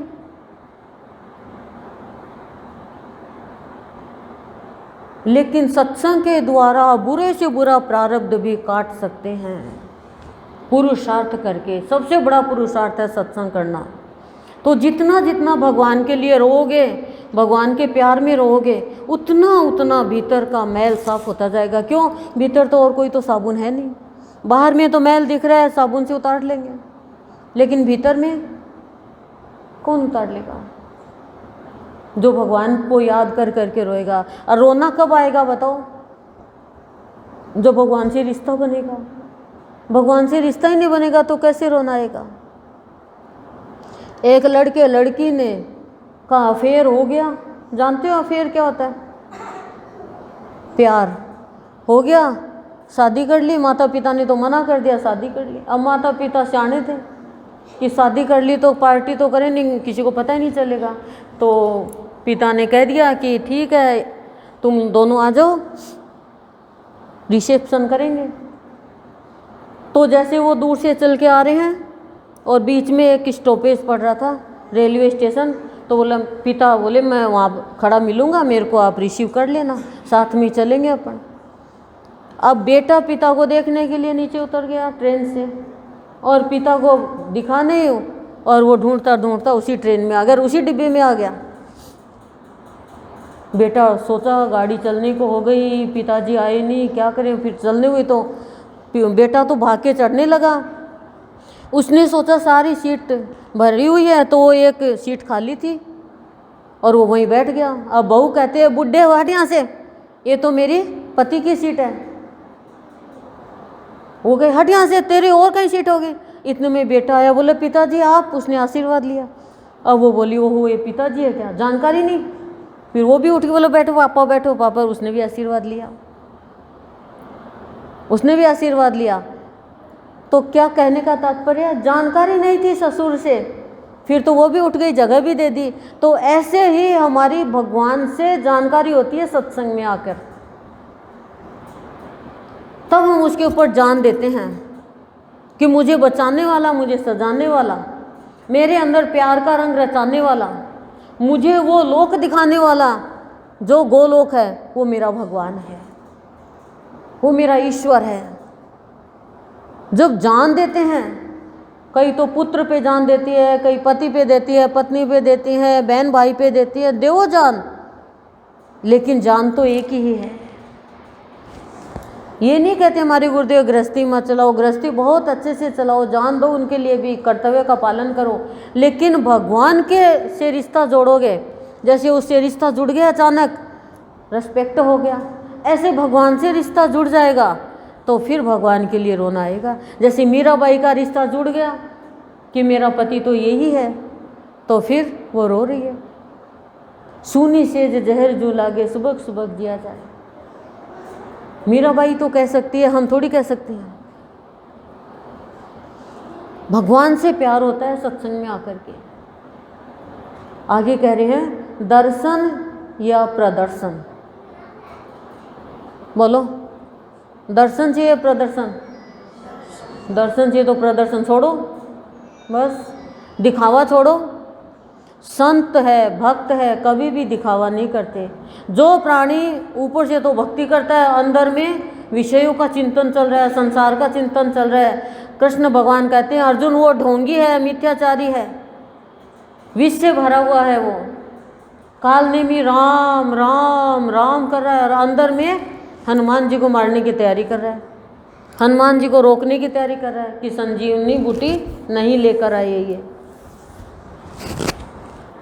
तो प्रदर्शन यानी दिखावा जो करता है वो कौन करता है? जिसको भाव योगी संत हमारे गुरुदेव भाव नहीं देते, अपना सत्य के पथ पर नहीं चलाते, तब तक वो दिखावा करता है। गुरु जब मिलता है तो दिखावा खत्म हो जाता है। बोले दिखावा तो खा गया प्राणी को। दिखावा कौन करता है बताओ? जो दूसरों से चाहता है। दिखावा कर रखे आज बहू आई है शादी होके तो दिखावा कर रखा है, आज बेटी के कुछ हुआ है तो उसको माँ दे रही है तो दिखावा कर रखा। पहले दिखावा करते, हम भी जाते थे। दिखावा करने का मतलब कुछ दे के आओ, 101 या साड़ी या कुछ दे के आओ, यानी दिखावा वही करेगा जो मनुष्य से कुछ चाहिए उसे। मान वाह बहुत बड़ा भक्त है, वाह बहुत बड़ा भक्त है। कभी भी भक्ति में दिखावा नहीं करना चाहिए। क्या आप खाना दिखा के खाते हो? अंदर खाते हो खीर पूड़ी, वाह ना कोरोना काल में बिजनेस ही कौन चल रहा है, लूखी सूखी खा रहे हैं, पीसा कटे और अंदर खा के आइए माल, वाह। दाल रोटी खा के पेट भरा, दाल रोटी, आज गरीब दाल रोटी नहीं खा सकता। क्या भाव है दाल बताओ? मुझे तो नहीं पता लेकिन दाल भी आज तो बहुत महंगी हो रही है, और एक दाल नहीं अनेक दाल मिला के दाल खाएंगे। पहले खाली एक 12 महीने की दाल घर में धो लेते हैं मूंग की और वही करते, तब बूढ़ी बुजुर्ग कहती दाल मुँह बाढ़, दाल मुँह बाढ़ दाल ही दाल कर ली। पहले इतनी सब्जी कहाँ आती थी अब तो बिना रुत की सब्जी भी आ जाती है। बहुत कहते अब तो शाम को घर बंद रहता है, खुला रहता है, भ्रम नहीं करते हम। लेकिन बूढ़ी बुजुर्ग कहती संध्या टाल सारी रात बाढ़, संध्या टाल सारी रात बाढ़। कि संध्या को टाल दिया तो फिर पूरी रात जला चाहे दीपक, क्या फ़र्क पड़ता है। लेकिन सत्संग में आके कुछ ही नहीं होता है ऐसा। सत्संग में आके कहते हैं संध्या हो रही है, दिन रात एक हो रहा है, तू भी एक हो जा भगवान के साथ। संध्या मिलन यानी भक्त भगवान का मिलन। तो क्या कह रहे हैं? दर्शन या प्रदर्शन। जो भगवान का दर्शन चाहता है वो कभी भी प्रदर्शन यानी दिखावा नहीं करता। एक बार एक शिष्य तोता बोलता था, तो किसी ने कहा तू गुरु जी से ज्ञान तो ले, आत्मज्ञान तो ले, गुरु जी से मंत्र तो ले। तो कहा मेरे को मंत्र दिया ही नहीं। अब वो रोज़ कहता है गोदी मंत्र दो, गोदी मंत्र दो। अब गुरु जी ने कहेगा देंगे देंगे। पहली परिपक्व तो वो आई उसमें, गुरुदी मंत्र दो, गुरुदी मंत्र दो। एक दिन गुरुजी लघु शंका करके आए थे, वो हाथ धुला रहे थे गुरुजी का शिष्य, और कहा गुरुदी मंत्र दो। गुरुजी ने कहा आओ देखो ना ताव चाय जल्दी, एक मार दी थप्पड़ की। अब वो सोचा भाई गुरुजी यही मंत्र है। अब वो क्या कहता है आओ देखा ना ताव ताई दद्दी, आओ देखा ना ताव ताई दद्दी। अब वो एक दिन सब्जी लाने जा रहा मरा हुआ अर्थी जा रही थी, तो कहा ये क्या है? बोले एक आदमी मर गया। बोला आदमी मर गया? कौन है? बोले वो। अरे मर गया का मतलब उसको ये नहीं पता मरना क्या होता है। क्यों? क्योंकि वो तो गुरु के पास ही पड़ा, उसको मरना जीने का पता ही नहीं। तो बोले दिखा कैसे होता, मरा हुआ कैसे होता है? बोला अरे इसको दिखा दो, नहीं पागल है, शमशान घाट तक जाएगा पीछे। तो उसको नीचे उतार के दिखाया। उसने कहा आओ देखा ना ताव ताई दद्दी मुर्दा खड़ा हो गया। गुरु मंत्र से इतनी शक्ति होती है गुरु मंत्र में। अब गांव में फैल गई बात कि उसने तो जिंदा कर दिया। आओ देखो ना ताव ताई दद्दी, मुर्दे में जान आ गई गुरु के मंत्र में। गुरु जी को पता चला। बोला क्या क्या करके आ रहा? बोला मैं इसीलिए तेरे को मंत्र नहीं दे रहा था, अब चल यहाँ से भाग। दोनों गुरु और शिष्य भागते हैं कि यहाँ दिखावा हो गया ना, पता चल गया हमारी भक्ति खत्म हो जाएगी। दिखावे से भक्ति खत्म। आप 3 बजे उठ के ध्यान लगाते हो, 3 बजे उठिए आज तो ध्यान लगाए गुरु जी को, खत्म। दिखावा करते ही 100 रुपये आपके पास में 2 ही बचेंगे खाली।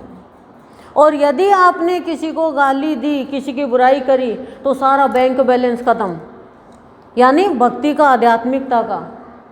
इसलिए मुंह से कभी भी किसी को गाली मत दो। गांव में बहुत गाली देते हैं, ना ना, राम राम राम।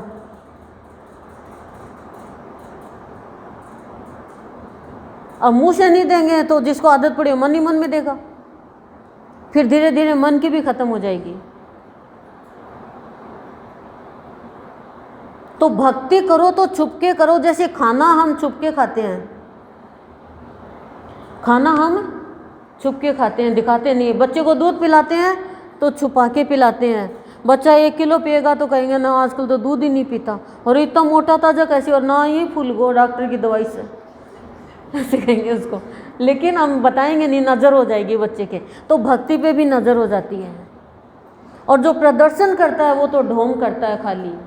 भक्ति तो एकदम छुप के करनी चाहिए, किसी को पता ही नहीं चले। एक व्यक्ति अंदर ही अंदर राम राम राम राम राम राम करता था। एक दिन उसकी पत्नी उठी और वो सोया सोया राम राम बोल रहा था, और पूरे उसके उठने से पहले न्योता दिया ही, आज मेरे पति ने राम राम बोला, आज मेरे पति ने राम राम बोला। बोले ये क्या है? इतने लोग बोला आज आपने राम राम बोला, मेरे को खुशी हुई। बोले जाए जा, मेरे तो सारी भक्ति खत्म कर दी। वो अंदर ही अंदर बसता था। तो भक्ति का पता नहीं चले।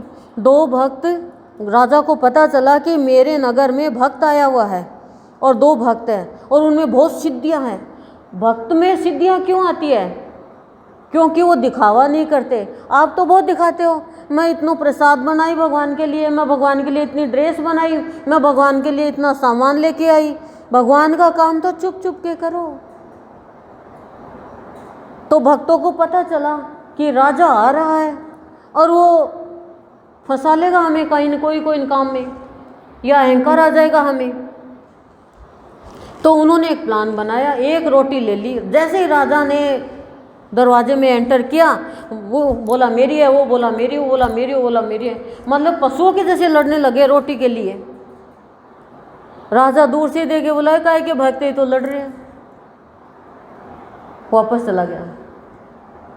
पर हमें तो प्रशंसा चाहिए ना, हमें तो, हमारी तो कोई पूजा करे। भक्त कभी अपनी पूजा नहीं करवाता, कभी अपना नाम नहीं चाहता, इस बात का ध्यान रखना। भक्त सबको आदर देता, लेकिन वो अपना आदर नहीं चाहता। पर आदर मिलेगा जो भगवान को मानोगे उसको। क्यों? क्योंकि भक्ति में ये चीज़ खत्म हो जाती है। ये चाहने वाले ढोंगी होते हैं। लेकिन जो भक्ति करता है उसको सम्मान अपने आप ही होता है, चाहे छोटा हो चाहे बड़ा हो। आगे कह रही हैं, अन्न दे क्यों कहता है अंधे, हैं? अंधे क्यों कहता अंधे? अंधे बता दिया, हम अंधे हैं? हम तो अंधे नहीं है ना, अंधे ही हैं।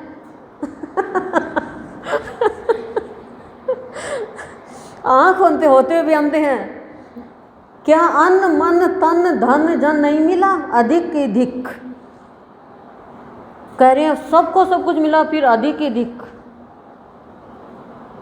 देखो, जब आजकल इन्वर्टर पर, जिसके इन्वर्टर नहीं है, बिजली चली गई तो आप हैंड फैन से हवा करते हो, गत्ता ले लेते हैं। आजकल किसी घर में मिलता भी नहीं है, जिसको बीजना बोलते हैं, पंखी बोलते। तो पहले बहुत पंखी होती थी ऐसे, और जैसे ही बिजली आई तो बच्चे कहते हैं अरे अब नहीं, अब इसकी क्या ज़रूरत है, अब तो पंखा चल गया। समझ गए? पूजा पाठ नेम धेम इतना कर्मकांड इतना किया, अब सत्संग मिल गया, अब इस बीजने की क्या ज़रूरत है? बीजना छोड़ो, बीज जाओगे नहीं तो। एक लड़की को कहानी कहती थी उसकी माँ, आदत थी शादी से पहले। शादी हो गई तो बेटी को तो आदत, माँ कह कहानी। बोली बेटा क्या की कहानी, अब तू होगी शानी। कहीं माँ? बोले तेरो होगो ब्याह, ब्याह होता है शानी हो जा छोरी। तो कहने का तात्पर्य समझ गए कि कहानी किस्से में क्या है। अब तो सत्संग मिल गया, क्या है इनमें। अब कहानी कह ली, चाय चढ़ा के आए पहले। ए राम, क्या कि सासू चाय कहानी कहे बिना चाय कौन पीने दे, खुद 10 चाय पी ले। नहीं पीने देते हैं हमें तो भैया, हम तो सच्ची बात कहते हैं, चाय छुपा देते हैं हम कि आप पी रहे तो हम भी पियेंगे। चाय नहीं पीते थे, बिना चाय पियाएंगे, संग रहेगा तो रंग तो चढ़ेगा ना। चाय अच्छी भी नहीं लगती और अब चाय अच्छी लगती है, चाय पीने वालों में आ गए लेकिन सत्संग में आके कहते हैं चाय के जैसी चाहे जगा लो। सत्संग में आके कहते हैं हर चीज़ में मस्त रहो, नहीं खाने की चीज़ मत खाओ, खाने की चीज़ खाओ, तामसिक चीज़ मत खाओ, बस तामसिक विचार मत रखो, उसमें आसुरी अवगुण आते हैं। तो क्या कह रहे हैं, अन्न दे क्यों कहता है अंधे, क्या अन्न मन धन तन जन नहीं मिला अधिक तो अधिक। कि मनुष्य को कितना भी मिल जाए लेकिन और मिले, और मिले, और मिले। अच्छी से अच्छी नौकरी फिर भी स्विच करेगा, अच्छे से अच्छे पैसे कमा रहा है फिर भी विदेश चला जाएगा, संतोष ही नहीं है। एक बेटा विदेश जाने के लिए सारी तैयारी कर ली, तो कहा विदेश जाने के लिए नहीं, गांव से बाहर जाने के लिए। उसकी नौकरी थी 50,000 की खुद के घर में, और दूसरी जगह मिली 70,000 की। तो कहा, दादा बैठा था, बोले बेटा सुन, हाँ। तो बोले वहाँ पे तू नौकरी करने के लिए जा रहा है, बोले हाँ। तो वहाँ पे तू मकान लेगा, हाँ। किराए पे कितने में मिल जाएगा, इतने में। होटल में खाना खाएगा, महीने के कितने हो जाएंगे, इतने हो गए। बिजली पानी का खर्चा अलग से लगेगा, हाँ लगेगा। शहरों में गाड़ी घोड़े के बिना गया नहीं जाता, यहाँ तो साइकिल पे भी चल जाए, हाँ। वो पेट्रोल का जलेगा पैसा, हाँ चले। कितने बच्चे तो कुछ ही नहीं, तो हमें क्या भेजेगा, आपको क्या भेजूंगा। और यहाँ पे कितने बच रहे हैं, यहाँ पे तो सारे बच रहे हैं। तो फिर क्या झक मारने जा रहा है तू, नहीं जाऊंगा दादाजी, बैग रख दिया। समझ आ गई ना, नहीं समझे कोई तो नहीं समझे, देख लो आप। और सबकी कहानी है, बाई का फूल बाई के लग जा, मतलब खुद का पैसा खुद के लग जाता है। घर में रह रहे हैं, पूरा का पूरा पैसा बच जाता है। तो कहने का तात्पर्य, गुरुदेव क्यों कह रहे हैं, हम चौथ की कहानी सुनते हैं और भी सुनते हैं, तो हम क्या कहते हैं, अन्न दे धन दे दीदा दे गोडा दे काया दे माया दे जमी को रुखाड़ो दे, पीर शास्त्र को सुख दे, और क्या दे, भाई दे भतीजा दे, सब कुछ मांग लिया। अब भगवान कह रहे हैं तूने तो ऑपरेशन करा लिया, तेरी भाभी ने ऑपरेशन करा लिया, अब क्या दे अब क्या दे, फिर भी मांग रही है।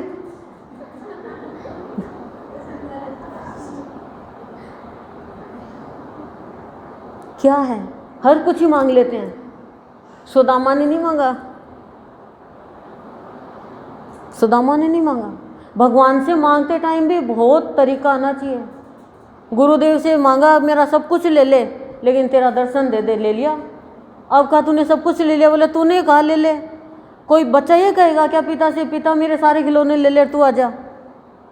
तू ये क्यों नहीं कहता कि सब कुछ दे, तू भी आ। भक्ति में एक सुई भी नहीं है, सॉरी, घर में एक सुई भी नहीं है, बटन भी नहीं है, तो वो शर्ट नहीं पहन सकते, या ब्लाउज के लगानी है या फॉल लगाना है तो लटकते हुए थोड़ी चल जाएंगे। सारी चीज़ चाहिए गृहस्थी में। तो गृहस्थी में ये मत कहो भगवान कुछ ही नहीं चाहिए, सब कुछ चाहिए गृहस्थी में हमें।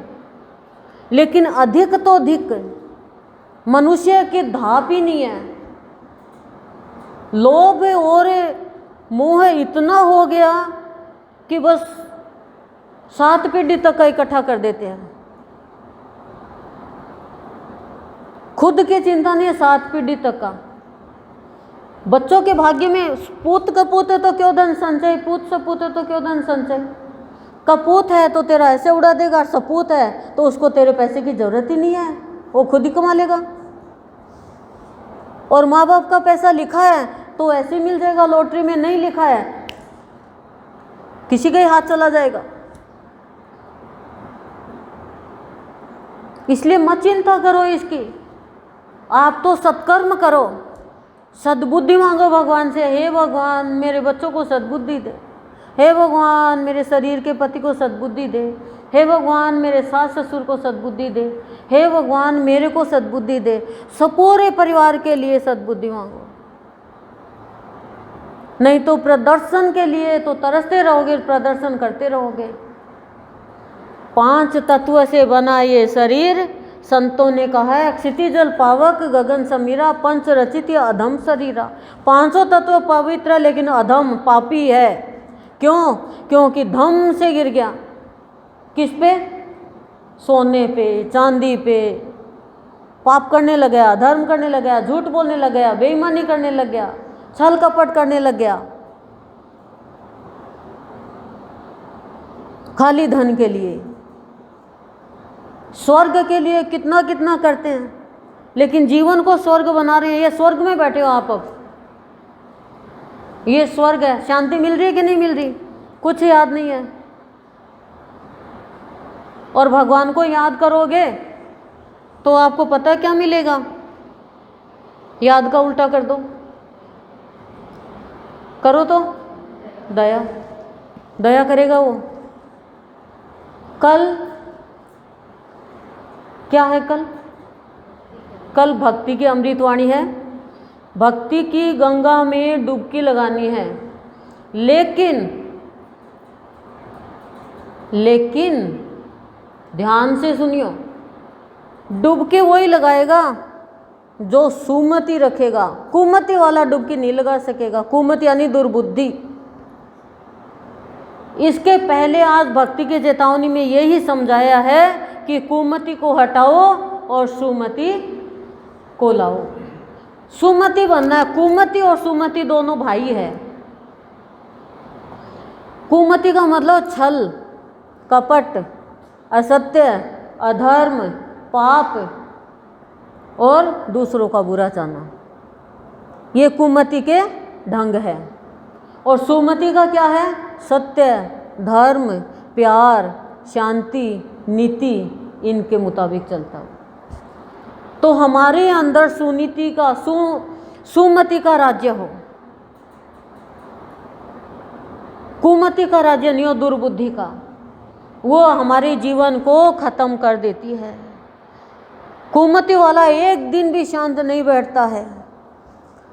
रावण की कितनी दुर्बुद्धि थी वो तो हम जानते, लेकिन मंथरा की देखो आप, क्या दुर्बुद्धि लगाई। कुमति थी वो मंथरा, पूरे घर का नाश कर दिया। सत्य का नाश कर दिया उसने, सत्य को घर से निकाल दिया। इसलिए आज गुरुदेव से आप प्रार्थना करके जाओ कि हे मेरे गुरुदेव, हे मेरे इष्ट देव, गुरु आपके ज्ञान से हमारे अंदर में कुमति का भाव हटा करके सुमति का भाव दे दो और मेरे पूरे परिवार में सुमति का ही भाव हो। फिर आप किसी से भी ईर्ष्या नहीं करोगे। धन कुबेर यक्ष लोक में है। कुबेर का खजाना तो पता ही है ना आपको। वहाँ पे कोषाध्यक्ष है सुमति। तो सुमति को प्रजापति दक्ष की पत्नी के लिए गहने देकर भेज रहा है धन कुबेर। तो सुमति को कुमति कहता है कि इसको मत भेजो, मेरे को भेजो। बोले तू तो भेजने के लायक ही नहीं, तू तो रास्ते में ही खा जाएगा। तो वो उसे जलता था, कुमति वाला जलता है। ये मान लो आप किसी से जलते हो तो आपके अंदर कुमति काम कर रही है। मत जलो, एक दिन जलना तो है ही। इससे पहले जल के जैसे शीतल हो जाओ। तो सुमति गया, उसको गंगा बहती हुई दिखी, सोचा कि मैं ये गहना रख करके और स्नान कर लेता हूँ। ऊपर से आया था तो नीचे का धरती लोक बहुत अच्छा लगता है, वो नहाने के लिए चला गया। अब बुरे को बुरा व्यक्ति अच्छा लगेगा, बच्चों को बच्चे अच्छे लगेंगे, इस बात का ध्यान रखना।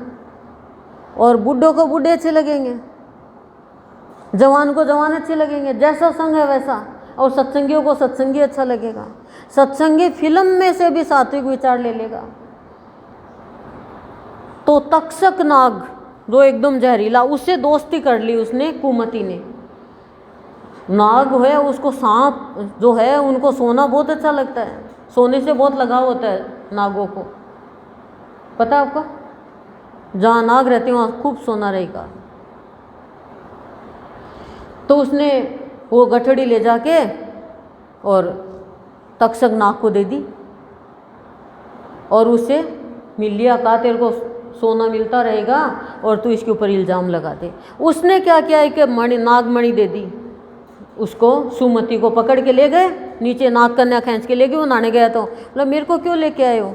तो कहा कि हमने सुना है कि तू राजा दक्ष, प्रजापति दक्ष के यहाँ गहना लेके जा रहा है, तो मेरी ये मणि भी उनको दे देना। कहा तो आप ही दे देना। बोले मेरे से लेंगे नहीं वो, तो तू ही दे देना। ये बहाना बना लिया। बोला ठीक है। वो मणि लेके बाहर आता है तो वो दक्ष प्रजापति की पत्नी का गहना गायब, क्यों? तो कुमति ले गया। अब वो सुमति सीधा यक्ष लोक जाता है, कहता है कि धन कुबेर पता नहीं वो तो चोरी हो गया। अब वो कुमति आता है और कहता है ये झूठ बोलता है, इसने देखो ये, इसके देखो जेब में क्या है। तो देखा तो नागमणि। तो बोला देखो नागमणि में ये धन तक्षक नाग को बेच के आया, ये मैं लेके आया हूँ वो गहना। देखो क्या प्लान, षड्यंत्र देखो, षड्यंत्र रचते हैं कुमति वाले अच्छे लोगों के विरुद्ध में, समझ रहे हो? अब सुमति को कहा मैंने तो ऐसा नहीं सोचा कि तू ऐसा निकलेगा, क्या तूने तो दगा दिया मेरे को। तू आज को साधक से पद से हट रहा, यक्ष लोक से बाहर चला जा। वो यक्ष लोक से बाहर आ गया नीचे धरती पे और कुमति को कोषाध्यक्ष बना दिया, मतलब धन का खजाने का मालिक। अब वो रोज सोना ला ला के देता तक्षक नाग को। वो सूर्य देव की पूजा करता है, सुमति है वो, गुरु है उसका। और बजरंग बली के गुरु भी सूर्य देव। सूर्य देव ने कहा कि मारुति तू मेरा ये काम कर। वो मेरा एक भक्त है, उसके ऊपर ऐसे ऐसे कलंक लगा दिया। तो मारुति छोटे रूप में ही है, वो पता करते हैं सुमति के पास जाके, सारी बात का पता करते हैं। फिर धन कुबेर के पास जाते हैं, उसको कहते हैं क्या पता आपको जो बात बताई गई है वो सत्य नहीं हो। तो कहा सत्य कैसे नहीं है, प्रमाण ना है। बोला बना के बताई गई हो, आप सामने थोड़ी थे उस समय घटना घटी तब। बोला सामने तो नहीं था, लेकिन ये तो सत्य हो ही गई। फिर तक्षक नाग के पास जाते हैं। तक्षक नाग है भगवान शिव, बजरंग बली तो भगवान शिव का 11वां रुद्र अवतार। तो वो जहर मारता है, जहर का कुछ असर नहीं होता है। फिर कहता है कि तू कौन है, लड़ाई होती है, शिव के अलावा कोई भी हमारा जहर सहन नहीं कर सकता। तो शिव का रूप दिखाते हैं। बोले तुमने इतना षड्यंत्र किया कुमति के साथ मिलकर के, तूने इतना छल कपट किया और सुमति को परेशान किया। मैंने तुम्हें बचाया जब गरुड़ है वो नाग लो, तुम नाग जाति को ही ख़त्म कर रहा था बदला लेने के लिए, तो मैंने गले में पहना और तुमने ऐसा काम किया। कहा प्रभु हमसे गलती हो गई, आज के बाद हम कभी भी धोखा नहीं देंगे किसी को भी।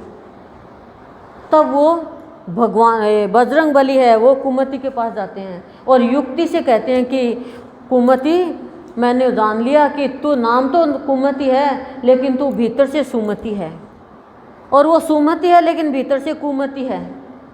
अब क्या करना चाहिए? बोले उसको जला दो। बोले मैं कैसे जला दूँ?